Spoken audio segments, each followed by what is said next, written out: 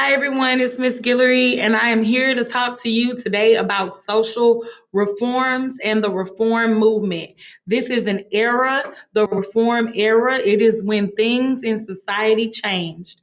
So, the goal of the social reform movement is to change what is unjust in society. Just like we have things today that are unfair in our society, we can reform or change them, like immigration laws or the way that children are being separated from their parents at the border. That will be something currently. But during this time, there was a lot of things going on, and social reform started with revivals and the Second Great Awakening.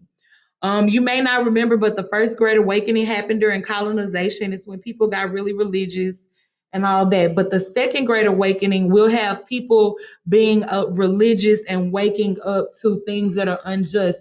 So remember, social Second Great Awakening leads to social reform. This is the trigger. All right, so it all started with the Second Great Awakening. The goal, it was a religious movement that inspired social reform movements and had outdoor religious revivals. Some of you may know what a religious revival is. I see some sometimes when I am in my area where I live, but it's just people rejoicing and praising the Lord. And this Second Great Awakening leads to the social reform movement. People are now they were asleep to things, now they're awake to them. All right.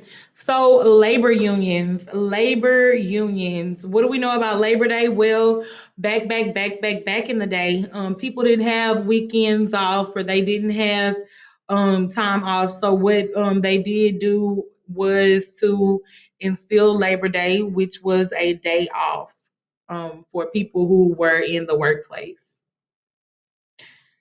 Labor, the goal of working conditions for women and children.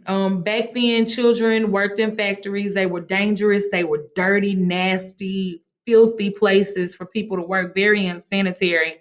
So the unions were formed, and a union is a group that protects workers. So now, because of unions and labor laws, children can't work after 11 p.m. On a school night, or children can only get so many hours out of the week because they have to go to school. So here you see a picture of people going on strike. Strike means I don't want to work anymore because I don't like the conditions, and I'm going to strike and not do it until you say that you're going to fix them. All right, so the word temperate. To be temperate is to be moderate or restrained. So the temperance movement started, the women were the leaders of the group. It was a religious group called the Quakers. Remember the Quakers, the man on the Quaker oatmeal? They loved everybody. So they allowed women to preach and do other things where other people were like, oh, no, women can't do that. So the goal was to end alcohol abuse to prevent crime, poverty, and violence. So during this time, alcoholism was a very heavy problem. People would get drunk and beat their wives and children. People would get drunk and not go to work and they would lose their job. So one thing that they did to combat this problem was to this group, they formed a temperance society. Here you see the Women's Temperance Union, and it's basically to decrease alcohol consumption. Here we have another movement, the abolitionist movement. This dude right here is Frederick Douglass. He was an abolitionist, a former slave. He kind of talked to Lincoln during the Emancipation Proclamation. He also was a writer of a paper called the Northern Star. Here's another abolitionist. It's a lady named Harriet Tubman. We know we have a white Harriet abolitionist and a black Harriet abolitionist. This is Harriet Tubman, who was the conductor of the Underground Railroad.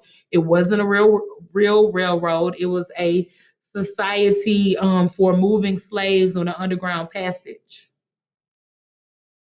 Here we have William Lloyd Garrison. William Lloyd Garrison was a abolitionist. He also was a writer of, I believe, The Liberator. And I'll be back with my second video in just a second.